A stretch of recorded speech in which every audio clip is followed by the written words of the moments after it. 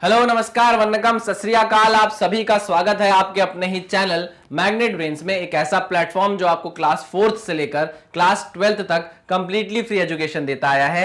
मेरा नाम है सत्यम शर्मा और हम क्या पढ़ रहे हैं? हम पढ़ रहे हैं फिजिक्स का chapter 2 units and measurement. Units and measurement को स्टार्ट किए हमको थोड़ा टाइम हो चुका है, हम उसमें काफी आगे तक आ चुके हैं, काफी चीजें, काफी कंसेप्ट हमने पढ़ लिए हैं, है ना। लेकिन इनमें अगर मैं आपसे बात करूं, जो सबसे इंपॉर्टेंट कंसेप्ट थे हमारे लिए, एक तो था डायमेंशन वाला पार्ट। डायमेंशन एनालिसिस वाला पार्ट पूरा बहुत ज्यादा इंपॉर्टेंट था। और अब जो हमने एरर एनालिसिस चालू की है, जिसमें हम एरर के बारे में पढ़ रहे हैं, वो पार्ट हमारे लिए बहुत ज्यादा इंपॉर्टेंट है। एरर के बाद हम इन सारी चीजों को पढ़ने के बाद हम वर्नियर कैलिपर की तरफ चलेंगे, स्क्रू गेज की तरफ चलेंगे। वहां से भी जेईई एडवांस में क्वेश्चन आए हैं, अच्छे क्वेश्चन आए हैं, है ना। कुछ नीट के भी क्वेश्चंस हैं जो हम डिस्कस करेंगे। आपको समझ में आएगा कि हमने जो भी पढ़ा है उससे आपकी एनसीईआरटी भी कवर होगी और उसी से आपका जेईई एडवांस, आप जेईई मेंस के भी कुछ क्वेश्चंस आपसे बिल्कुल सॉल्व होंगे। आपको एक अप्रोच मिलने लगेगी क्वेश्चंस को लेकर, ठीक है। हमने जो भी पढ़ा है उसमें एरर्स में आपको बता रहा हूं बहुत इंपॉर्टेंट है और डायमेंशन एनालिसिस बहुत ज्यादा इंपॉर्टेंट है। लास्ट लेक्चर में हमने क्या डिस्कस किया? लास्ट लेक्चर में हमने प्रोपोगेशन ऑफ एरर्स डिस्कस किया, यानी एरर्स कैसे फैलती है, एरर कैसे बढ़ती है। चाहे आप क्वांटिटीज को ऐड करो या आप क्वांटिटीज को सब्ट्रैक्ट करो, उनकी जो रिस्पेक्टिव एरर है वो हमेशा ऐड होती हैं। रिस्पेक्टिव एरर्स हैं वो हमेशा क्या होती हैं? ऐड होती हैं, और वो बढ़ेगी ही बढ़ेगी, चाहे आप क्वांटिटीज को ऐड करो या सब्ट्रैक्ट करो। ये हमने लास्ट लेक्चर में डिस्कस कर लिया है। आज हमें क्या पढ़ना है? आज हमें प्रोपोगेशन ऑफ एरर तो पढ़ना ही है, बट किस केस में? हमको प्रोडक्ट और डिवीजन के केस में पढ़ना है। आइए पहले अंग्रेजी पढ़ लेते हैं, अंग्रेजी में क्या लिखा हुआ है उसको समझ लेते हैं, फिर हम धीरे से अपनी समझ को थोड़ा और बढ़ाएंगे। अंग्रेजी में लिखा है, इन multiplication and division the error in the result, multiplication and division, the error in the result is sum of relative error of respective quantities used in calculation। ये क्या बोल दिया भाई इतना सारा? ये क्या बोल दिया इतना सारा? तो चलो समझने की कोशिश करते हैं कि भाई साहब क्या हमें बताना चाहते हैं। देखो, वो इतनी सी बात आपसे बोल रहा है कि अगर मान लो आपके पास एक क्वांटिटी है A, एक क्वांटिटी है B, ठीक। इन दोनों का प्रोडक्ट करके आप एक नई क्वांटिटी निकाल रहे हो Z, Z is equals to A into B, है ना। प्रोडक्ट किया है अपने A का और B का, ठीक। तो अगर आपको Z में एरर निकालनी है कि कितनी एरर Z में जनरेट हुई, तो total error in, total permissible error in, total permissible error, error का R कहां गया sir? Error in Z is, आपको अगर टोटल परमिसिबल एरर निकालनी है Z में, तो आपको क्या करना होगा? आपको इस फॉर्मूले को याद रखना होगा, delta Z by Z is equals to delta A by A plus delta B by B। Sir ये फॉर्मूला कहां से आया? तो ये फॉर्मूला डिराइव होकर आता है कुछ डिफरेंशिएशन की प्रोसेस से। अभी हमको वो समझना जरूरी नहीं है, कभी कोई क्वेश्चन आएगा तो हम उस चीज को बिल्कुल समझ लेंगे। लेकिन अभी आप सिर्फ इस फॉर्मूले को याद रखिए कि अगर आपको मल्टीप्लिकेशन के बाद Z मिल रहा है, A और B के मल्टीप्लिकेशन के बाद, दो फिजिकल क्वांटिटीज की मल्टीप्लिकेशन के बाद एक नई फिजिकल क्वांटिटी Z मिल रही है, और अगर आपको इस Z में टोटल परमिसिबल एरर चाहिए, तो एरर कैसे फाइंड आउट होगी? Delta Z by Z, delta A by A plus delta B by B से। इसमें आपको Z की वैल्यू पता होगी प्रोडक्ट की, तो आप क्या कर दोगे? इसको उठा के इधर ले जाओगे, मल्टीप्लाई कर दोगे तो आपको डेल्टा Z मिल जाएगा। ये सिंपल सा फॉर्मूला है, आप याद रखिएगा, ठीक। अच्छा, अगर आप इस फॉर्मूले को ध्यान से देखें तो आप क्या डेल्टा Z बाय Z को रिलेटिव एरर नहीं बोलते? क्या आप डेल्टा Z बाय Z को रिलेटिव एरर नहीं बोलोगे? बिल्कुल बोलोगे। क्यों नहीं बोलेंगे सर? फ्रैक्शनल एरर या रिलेटिव एरर नहीं बोलोगे? बिल्कुल बोलेंगे सर। यही relative error delta A by A को भी आप बोलोगे और डेल्टा B बाय B को भी आप बोलोगे, हाँ कि ना? अरे हाँ कि ना? तो हम ये बोलेंगे, इन multiplication and division the relative error in the result. यहां पे एक थोड़ा सा मैं करेक्शन कर देता हूं, the relative error in the result, relative error in the result, relative error in the result is the sum of the relative error of respective quantities, ठीक है ना। तो ये भी क्या है? एक रिलेटिव एरर है। ये Z में रिलेटिव एरर है, ये A में रिलेटिव एरर है और ये B में रिलेटिव एरर है। क्लियर है? इतना सिंपल सा फॉर्मूला अगर आपने याद रख लिया तो आपको अच्छे से अच्छे क्वेश्चंस बनने की बहुत बहुत बहुत ज्यादा प्रोबेबिलिटी बढ़ जाएगी, ठीक है ना। कुछ क्वेश्चंस नहीं भी बनेंगे, हम उसको भी देखेंगे करने के तरीके। अभी आप इसको समझ लीजिए कि बहुत सारे केसेस, यानी कि आपके 85 से 90%, 90 से 95% जो क्वेश्चंस होंगे वो इन क्वेश्चन से हिल जाएंगे, इस इक्वेशन से हिल जाएंगे। एनसीईआरटी के तो ज्यादातर क्वेश्चन इसी से हिल जाएंगे। चलिए, तो ये हो गई भाई प्रोडक्ट की बात। अगर हम डिवीजन की बात करें तो डिवीजन में भी ये रूल वैसे का वैसा ही रहता है, कुछ चेंज नहीं आता। मान लीजिए z इज इक्वल टू, चलिए z is equal to A into B तो हो गया है। अब मैं y is equal to A by B कर देता हूं। y is equal to A by B कर दिया मैंने। a और b के डिवीजन से आपको y मिल रहा है, y क्या है, रिजल्ट है। चलिए, तो ये मैंने मल्टीप्लिकेशन के लिए लिखा है और डिवीजन के लिए लिखा है, मतलब आप समझ जाओ कि दोनों के लिए सही होगा। चलिए, तो अगर आपको y में टोटल रिलेटिव एरर चाहिए तो del y by y is equal to del a by a plus del b by b। नहीं, हाँ कि ना, हाँ कि ना, हाँ बिल्कुल सही है, बिल्कुल सही है। Delta y by y is equal to delta a by a plus delta b by b।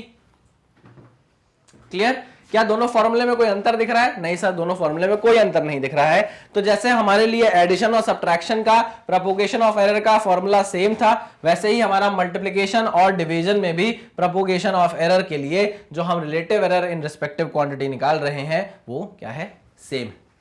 Clear? चलिए, अगर आपको मैं बोल दूं, है ना, एक छोटी सी चीज मेरे दिमाग में आ गई। मान लीजिए अगर आपको ऐसा कुछ दिया हुआ है, p is equals to X into Y into Z, ऐसा दे दिया आपको कुछ, p is equal to X into Y into Z, और पूछ लिया आपसे बताओ कि p में टोटल एरर क्या होगी, p में एरर कितनी होगी, तो आप क्या बोलोगे? देखो, इसमें भी आपको वही चीज लगानी है, वही कंसेप्ट लगाना है। Delta p by p is equal to delta x by x, delta x by x plus delta y by y plus delta z by z। ठीक है? नहीं, हाँ सर बिल्कुल सही है ना। अगर यहाँ x y z और एक और कोई क्वांटिटी होती तो आप इसको क्या कर देते, आगे बढ़ा देते, कोई भी आपको दिक्कत नहीं आती। तो आप बस इस चीज को याद रख लीजिएगा, अगर हमको अब एरर निकालनी होगी तो हम इसी फॉर्मूले का यूज करने वाले हैं मल्टीप्लिकेशन एंड डिवीजन के केस में। क्लियर है? पक्का?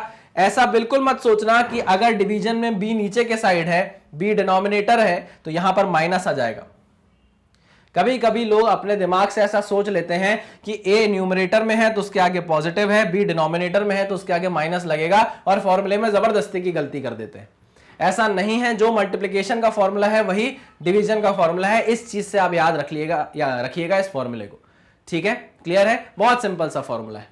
चलिए, इस चीज को आप नोट डाउन करिए, फिर हम आगे बढ़ते हैं। चलिए, तो इसी कंसेप्ट पे बेस्ड एक क्वेश्चन भी हम देख लेते हैं, ताकि हमारा ये कंसेप्ट एकदम क्या हो जाए, तीखा हो जाए, एकदम करारा हो जाए। आइए, क्वेश्चन है the length and breadth of a rectangle. Sir ये बीच में कुछ दिया नहीं है, मैं बिल्कुल बना देता हूं। The length and breadth of a rectangle are 5.7 plus minus 0.1। ये क्या हो गया? 5.7 plus minus 0.1 and 3.4 plus minus 0.2। ठीक है ना, centimetre respectively. Calculate area of rectangle with error limits.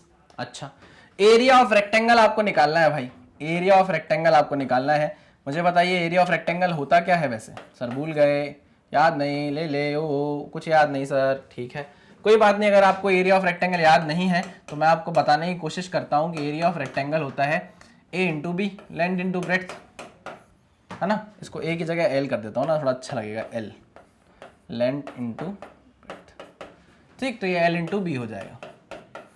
ठीक है ना। अब आपको देखो, लेंथ दी हुई है, ब्रेड्थ दी हुई है।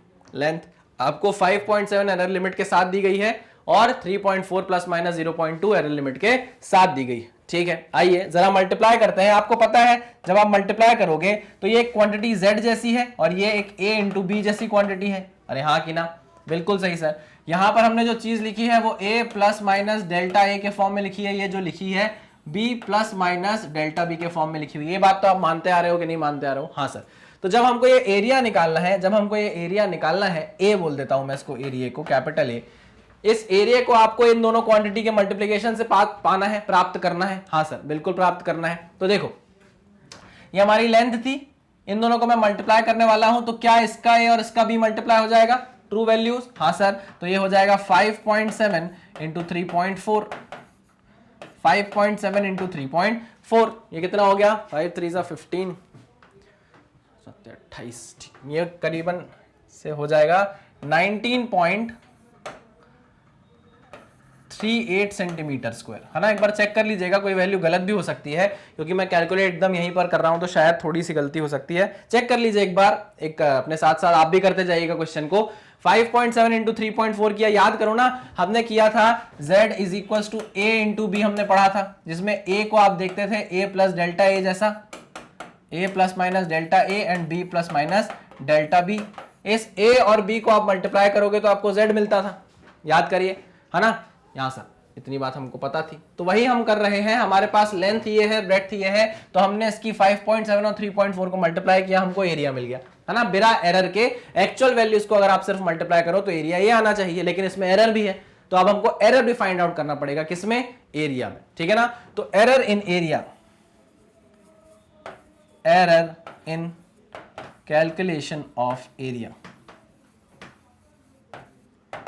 कैलकुलेशन ऑफ एरिया, है ना, जिसको आप क्या बोलोगे, डेल्टा ए बोलोगे, ठीक। अगर आपको डेल्टा ए फाइंड आउट करना है और यहां पर मल्टीप्लिकेशन हो रहा है, तो क्या मल्टीप्लिकेशन के केस में आपको प्रोपोगेशन ऑफ एरर का फॉर्मूला पता है? प्रोपोगेशन ऑफ एरर में आपने पढ़ा है ना, मल्टीप्लिकेशन और डिवीजन का केस, है ना। आपको पता है कि अगर आपको किसी रिजल्ट का रिलेटिव एरर निकालना है तो वो उसकी रिस्पेक्टिव क्वांटिटीज के रिलेटिव एरर का सम होगा, ठीक है। तो अगर आपको डेल्टा ए बाय ए निकालना है तो वो किसके बराबर होगा, उसकी रिस्पेक्टिव क्वांटिटीज के रिलेटिव एरर के सम के बराबर। तो ये हो जाएगा delta L by L plus delta L by L plus delta B by B. क्या मैंने गलत बात बोली क्या? कुछ, क्या मैंने कोई गलत बात बोल दी क्या आपसे? नहीं सर, यही चीज तो हमने पढ़ी थी, बिल्कुल सर, यही चीज हमने पढ़ी है। अब इनमें से हमारे पास कौन कौन सी वैल्यूज है जरा हम देख लेते हैं, और कौन सी हमें निकालनी है जरा ये देख लेते हैं। क्या आपके पास a है? हाँ सर, हमारे पास a है। अच्छा, a 19.38 आया है, इसको राउंड ऑफ कर दूं, इसको राउंड ऑफ कर दूं पक्का? हाँ, राउंड ऑफ कर दीजिए सर। देखो, डेसिमल के बाद इनका मल्टीप्लिकेशन किया, इनका मल्टीप्लिकेशन किया। सिग्निफिकेंट फिगर्स में जब आप दो मेजरमेंट्स का मल्टीप्लाई करते हो, दो वैल्यूज को मल्टीप्लाई करते हो, तो आप क्या देखते हो? आप देखते हो मल्टीप्लिकेशन में क्या, सिग्निफिकेंट फिगर देखते हो, ठीक है ना। यहाँ कितने सिग्निफिकेंट फिगर हैं? 2। यहाँ कितने हैं? 2। तो रिजल्ट में भी कितने सिग्निफिकेंट फिगर होने चाहिए? 2। यहाँ लेकिन कितने हैं? 4। तो मैं इसको क्या करता हूं, राउंड ऑफ करके लिख देता हूं कितना, 19.19 सेंटीमीटर स्क्वायर, ठीक।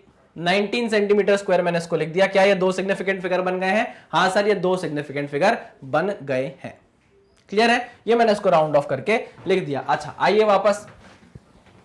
अब आपको यहां डेल्टा ए निकालना है। ए आपको पता है, डेल्टा एल आपको पता है क्या? हाँ सर, डेल्टा एल ये है ना। अगर आपको थोड़ा सा भी कोई कंफ्यूजन है तो भाई इसको ऐसे भी लिख सकते हो, L plus minus delta L, B plus minus delta B, ठीक है ना। कोई प्रॉब्लम नहीं होनी चाहिए भाई, कोई दिक्कत नहीं होनी चाहिए। तो डेल्टा एल आपको पता है? हाँ सर, 0.1 पता है। एल आपको पता है? हाँ सर पता है। डेल्टा बी पता है? हाँ सर पता है। बी आपको पता है? हाँ सर पता है। क्या देरी है फिर, क्या दिक्कत है? क्या आप डेल्टा ए नहीं निकाल सकते? बिल्कुल निकाल सकते हैं सर। कैसे? Delta A is equals to, या मैं अभी ए को रहने देता हूं इधर, लास्ट में जाके मल्टीप्लाई कर दूंगा और आंसर निकाल लूंगा, ठीक है ना, कोई प्रॉब्लम नहीं सर। डेल्टा एल कितना है? 0.1।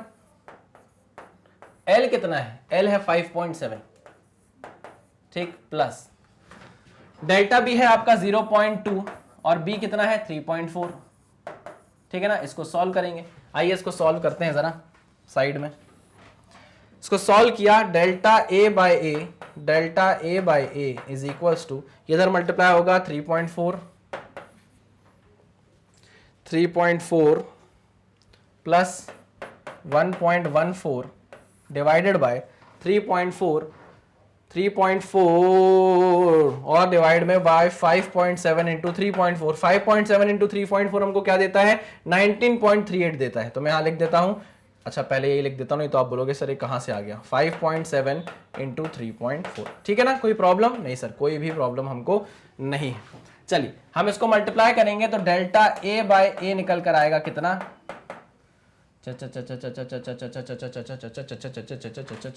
ये आ जाएगा हमारा 1.14। देखिए एडिशन कर रहे हैं, 3.4, ठीक है। ये हो गया 4, 4 और 1 5, 3 और 1 4, 4.54, ठीक है। ये हो गया भाई 4.54 डिवाइडेड बाय कितना कितना कितना कितना 19.38, ठीक। ये आप कर रहे हो डिवाइड। अब आपको इसको डिवाइड करना है, फिर ए से मल्टीप्लाई कर देना है। अच्छा, ए कितना है? ए कितना है? ए है 19.38। राउंडेड ऑफ वैल्यू नहीं लिखना, जो एक्चुअल वैल्यू आई है वो लिखेंगे एरिया की। इस एरिया को मैं ले जाता हूं कहां? मल्टीप्लाई करने, इधर। इस एरिया की वैल्यू कितनी है? 19.38। ये देखो, 19.38, यहाँ 19.38 से करता हूँ मल्टीप्लाई, ये कट जाएगा, इससे कट जाएगा कि नहीं कट जाएगा? बिल्कुल कट जाएगा सर। तो अगर ये कट गया तो आपका डेल ए कितना आ जाएगा? 4.554। कितना आ जाएगा भाई? 4.54। ठीक, क्लियर, पक्का 100%। एक बार चेक कर लेते हैं, देखिए इसको एक बार, मैं भी चेक कर लेता हूं। चलिए, अच्छा यहाँ, अच्छा ये 0.1 है, मुझे लगा ये 1 था तो मैंने इसको सीधे 3.4 लिख दिया। ये 0.1 है तो ये 3.4 नहीं होगा, ये क्या हो जाएगा? 0.34। क्या हो जाएगा? 0.34 हो जाएगा। तो कोई दिक्कत नहीं, हम फिर से ऐड कर लेते हैं। 0.34 ऐड करो, 4 4 8, 3 और 1 4 और 1 1.48। तो ये वैल्यू कितनी आनी चाहिए भाई? 1.48 आनी चाहिए। ये सही है, आपने डिवाइड किया है 5.7 into 3.4 से, उसको मल्टीप्लाई किया है ए से, ए की वैल्यू 19.38 आई है तो कट जाएगी, और फाइनल डेल ए आपका अब क्या आ जाएगा? 1.48 आ जाएगा, है ना? मुझे लगा था वो 1 है, I am really sorry for that, मुझे लगा था यहाँ 1 वैल्यू है। चलिए ओके, अब हमारे पास डेल ए आ गया है 1.48, है ना? तो आप जब फाइनली अपने रेक्टेंगल के लेंथ और ब्रेड्थ को मल्टीप्लाई करोगे तो जो आपके पास फाइनल एरर लिमिट्स के साथ एरिया आएगा, रिजल्ट जो आएगा, क्या आप उसको ऐसे ही लिखोगे? क्या आप उसको ऐसे ही लिखने की कोशिश करोगे? ए प्लस माइनस डेल्टा ए, ऐसे ही लिखने की कोशिश करोगे? हाँ सर, ऐसे ही लिखते हैं। कोशिश क्या करोगे? ऐसे ही लिखते हैं सर। हाँ बिल्कुल सही बात है। ए की वैल्यू आपके पास कितनी आई है? 19.38 सेंटीमीटर स्क्वायर आई थी, जिसको आपने राउंड ऑफ करके 19 लिख दिया। ठीक है, तो 19, अब राउंडेड ऑफ वैल्यू आप लिखिए यहाँ पर 19 centimetre square plus minus 1.48 value आई है। कितनी आई है? 1.48 आई है आपके पास वैल्यू। इसको आप राउंड ऑफ कर दीजिए दो फिगर में, तो ये कितना हो जाएगा? 1.5। कितना हो जाएगा? 19 प्लस माइनस 1.5 सेंटीमीटर स्क्वायर। ये आ जाएगा आपका रेक्टेंगल का area with proper error limits. Clear है कि नहीं? पक्का 100%। यहां पे 1.48 करके भी आप लिख सकते थे, लेकिन मैंने उसको अच्छा दिखने का, थोड़ा सही लगे, है ना, तो हमने इसको कट टू कट करके राउंड ऑफ कर दिया 1.48 से 1.5। क्लियर? पक्का 100%? हाँ सर। तो ये था एक क्वेश्चन जो आपका बेस्ड था किस पे? मल्टीप्लिकेशन पे। किस पे बेस्ड था? मल्टीप्लिकेशन पे। अब देखो ये क्वेश्चन मल्टीप्लिकेशन पे बेस्ड है, लेकिन कितना अच्छा फ्रेम किया गया है एरिया को लेकर, क्योंकि हमको पता है कि रेक्टेंगल का एरिया लेंथ इनटू ब्रेड्थ से निकलता है, तो हमने बहुत ही प्यारे तरीके से पकड़ लिया कि अच्छा इसके अंदर प्रोपोगेशन ऑफ एरर का कंसेप्ट छुपा हुआ है। तो हमने सिंपल प्रोपोगेशन ऑफ एरर का कंसेप्ट लगाया है। देखिए आप, del L by L, del B by B, और ये देखिए हमने क्वेश्चन को सॉल्व कर लिया है। क्लियर? पक्का 100%? ठीक, चलिए तो इसको नोट डाउन कर लीजिए, फिर हम आगे बढ़ेंगे दूसरे क्वेश्चन की तरफ। चलिए आगे बढ़ते हैं और क्वेश्चंस देखते हैं अगर हैं हमारे पास। तो चलिए क्वेश्चंस देखते हैं क्या हमारे पास। If there is a positive error of 50% in the measurement of velocity of a body, find the error in the measurement of, अच्छा काइनेटिक एनर्जी का क्वेश्चन आ गया है। इसको थोड़ी देर हम होल्ड करके रखेंगे, है ना? ये वाला कंसेप्ट अभी हमने सीखा नहीं है, इस कंसेप्ट को हम सीख कर आएंगे और इस क्वेश्चन को फिर सॉल्व करेंगे, ठीक है ना? अभी थोड़ा देर इसको अलग रखते हैं क्वेश्चन को। आइए नया क्वेश्चन देखते हैं, इस क्वेश्चन को सॉल्व करने की कोशिश करते हैं। आइए, आपको मास दिया हुआ है if m is equal two plus minus 0.4 kg, है ना? आपको एरर लिमिट के साथ मास दिया हुआ है if m is equal to 8 plus minus 0.4 kg and volume is equal to 2 plus minus, या मैं लिख दूं उसको 4, ये क्या हो गया यार, लाल लाल क्यों चल रहा है, तो मैं लिख देता हूं v is equal to 4 plus minus 0.2। Volume को हम कैसे बताते हैं? मीटर क्यूब, ठीक है ना? ये आपको मास दिया हुआ है, ये आपको वॉल्यूम दी गई है, और बोला गया है find the values of density, find the value of density with proper error limits, find the value of density with proper error limit, with proper error limits। ठीक है, फाइंड आउट कर लेंगे, कोई बड़ी बात है क्या? हमको पहले ये पता होना चाहिए कि डेंसिटी का मास और वॉल्यूम से रिलेशन क्या है। आइए देखते हैं। We know that, question solve कर रहा हूं मैं, we know that WKT, we know that density is equals to mass upon volume. Sir ये क्या बना दिया आपने? सर ये क्या बना दिया? अरे बाबा देखो, जो डेंसिटी होती है ना, उसको मैं रिप्रेजेंट करता हूं किससे? रो से। वैसे रिप्रेजेंट रो से ही की जाती है। मैं क्या बोल रहा हूं? मैं क्या बहुत बड़ा साइंटिस्ट हूं क्या जो मैंने बोल दिया मैं कर रहा हूं रो से रिप्रेजेंट? रो से रिप्रेजेंट किया ही जाता है भैया, है ना। आई एम सॉरी, मैं नहीं करता, सभी करते हैं। डेंसिटी को रो से रिप्रेजेंट किया जाता है, क्या बोला जाता है उसको मुंह से, RHO, रो, ठीक है ना, रोम्बस का रो। चलिए, तो मैंने आपको ये बोला कि जो डेंसिटी होती है, डेंसिटी का मास और वॉल्यूम से रिलेशन क्या है, तो आपने फटाक से मुझे बता दिया कि density is equal to sir mass upon volume. Density is equal to mass upon volume.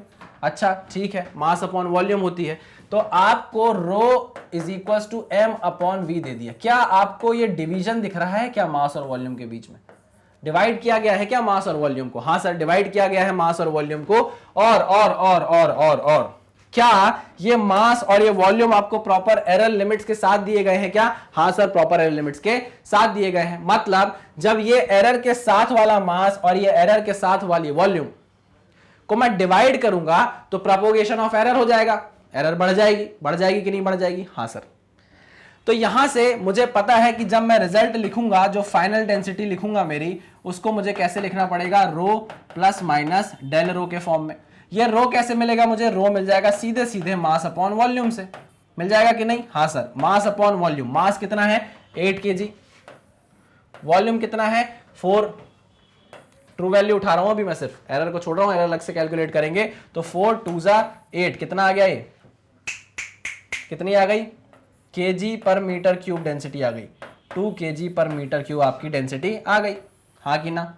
बहुत ही बढ़िया, बहुत ही प्यारे तरीके से आपने डेंसिटी निकाल ली। अब आपको क्या निकालना है? इस डेंसिटी के साथ जो इसकी एरर लिमिट्स होंगी वो निकालना है। तो अब भैया ये एरर लिमिट निकालने के लिए क्या आपके पास फॉर्मूला है? हाँ sir, del rho by rho is equal to del m by m plus del v by v। अच्छा, हाँ बिल्कुल सही, ये फॉर्मूला है, याद है? डिवीजन के केस में यही फॉर्मूला लगता है कि नहीं लगता? हाँ सर, यही लगता है। क्या आपके पास रो की वैल्यू है? हाँ सर, 2 kg। क्या आपके पास डेल m की वैल्यू है? हाँ सर, 0.4। क्या आपके पास m की वैल्यू है? हाँ सर, 8। क्या डेल v की वैल्यू है? हाँ सर, 0.2। क्या v की वैल्यू है? हाँ सर, 4। इनको आप सॉल्व करोगे तो आपको फटाक से क्या मिलने लग जाएगी भाई? डेल रो की वैल्यू मिलने लग जाएगी। आओ देखते हैं, वो भी देखते हैं। चलिए, डेल रो आपको निकालना है। डेल रो बाय रो मैं इधर ही रखता हूं। डेल m की वैल्यू कितनी है? 0.4 divided by 8 plus del v की वैल्यू है 0.2 डिवाइडेड बाय 4, ठीक है ना? चलिए, ये कितना हो जाएगा? 1.6। ये भी कितना हो जाएगा? 1.6। ओह नाइस, हो जाएगा? हाँ सर, हो जाएगा। Divided by 32। चलिए, ये कितना हो जाएगा? 16 और 16 कितना? 16 16 32, 3.2 है ना? ये हो जाएगा 3.2, ये हो जाएगा 32। पॉइंट हटा दो, 0 लगा दो, इसको क्या कर दो भैया? इसको क्या कर दो? इसको बोल दो 32 1 जा 32, 32 10 जा 320। ठीक, तो आपके पास डेल रो बाय रो कितना आने लग गया? 1/10 आने लग गया, 1/10 आने लग गया। इस 1/10 को आप रो से मल्टीप्लाई कर दो। देखो ये रो है, ये रो को मैं यहां से उठाता हूं, इधर ले जाता हूं रो, ठीक है ना? रो की वैल्यू रख देता हूं 2। कितना हो गया? 2/10 यानी कि 0.2। डेल रो कितना आ गया? 0.2 आ गया, हाँ कि ना? हाँ सर, आ गया। अब आपके पास फाइनल रिजल्ट जो आपसे पूछा है, find the value of density with proper error limits, लिख सकते हो कि नहीं? हाँ सर, रो प्लस माइनस डेल रो। तो आप इसको फाइनली कैसे रिप्रेजेंट करोगे? मैं रेड कलर के पेन से लिख रहा हूं, ध्यान दीजिएगा, रेड कलर के पेन से लिख रहा हूं। देखिए, आप लिखोगे इसको 2, जो फाइनल आपका रिजल्ट है, उसको आप कैसे लिखोगे? रो थोड़ा नीचे करके लिख देता हूं, 2 प्लस माइनस 0.2 kg पर मीटर क्यूब। समझ में आया क्या? मगज में आया क्या? याद में आया क्या?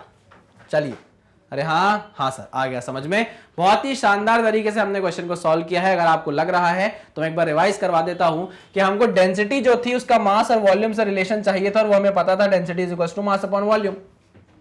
अब क्योंकि मास भी एरर लिमिट के साथ है, वॉल्यूम भी एरर लिमिट के साथ है, तो हमको पता है कि यहाँ प्रोपोगेशन ऑफ एरर हो जाएगा, एरर बढ़ जाएगी। और क्योंकि डिवीजन है इसलिए डिवीजन वाला रूल लगाएंगे, तो मैंने डिवीजन वाला रूल लगा के डेल रो निकालने का सोचा। क्लियर है क्या मेरे को उसके लिए रो निकालने की जरूरत पड़ी? हाँ सर पड़ी। Rho is equal to M by V किया, 8/4 किया, तो मेरे पास 2 kg पर मीटर क्यूब क्या आ गया? डेंसिटी की वैल्यू आ गई। Density plus minus del rho लिखना है आपको, तो डेंसिटी आपने फाइंड आउट कर ली 2 kg पर मीटर क्यूब से, डेल रो आपको फाइंड आउट करना था।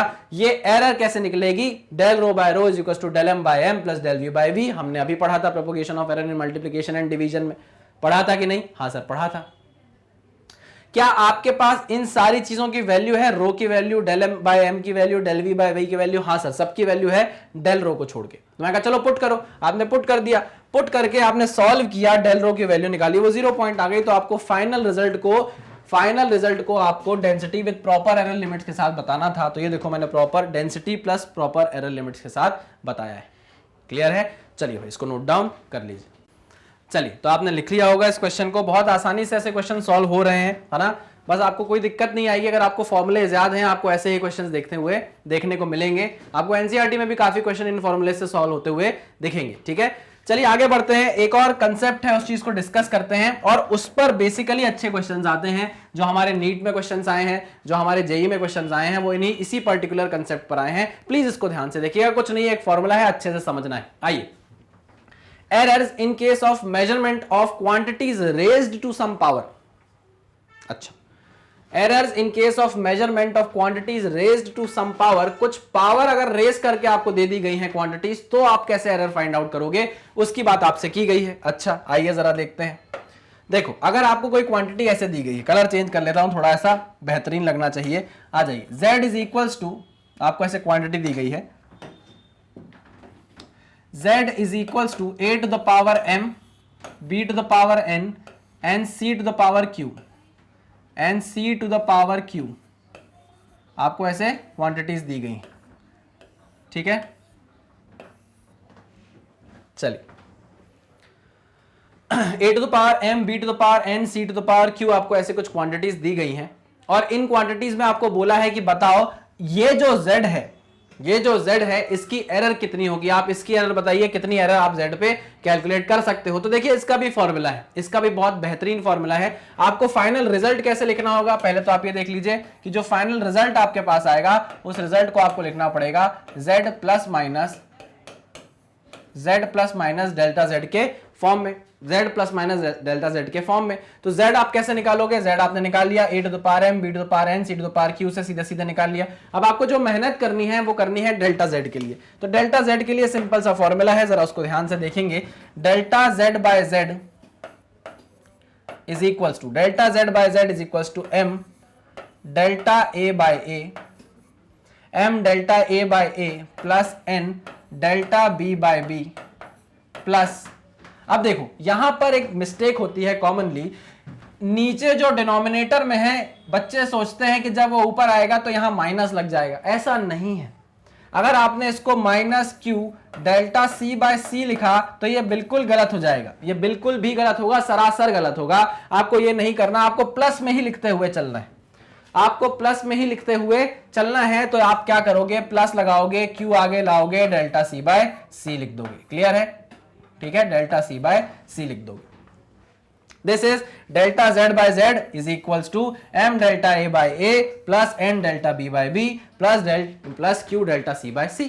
कितना तो सिंपल है, क्या करना है, कुछ नहीं करना है, देखना है, उतार देना है, रिलेटिव एरर लिख देना है, बस। अच्छा एक चीज अगर आप ध्यान से देखो, इसको मैं लिख देता हूं इंपॉर्टेंट, इंपॉर्टेंट है भाई, बहुत इंपॉर्टेंट है। अच्छा इस चीज को अगर आप ध्यान से देखो, मैं अगर दोनों साइड 100 से मल्टीप्लाई कर दूं, किससे मल्टीप्लाई कर दूं, 100 से मल्टीप्लाई कर दूं, तो देखो क्या होगा, देखना आप खुद समझ जाओगे क्या होने वाला है। Delta z by z into 100 किया, ये क्या बन गया सर, ये परसेंटेज एरर इन z बन गई। ये क्या बन गई, ये क्या बन गई, ये बन गई percentage error in z, percentage error in z बन गई।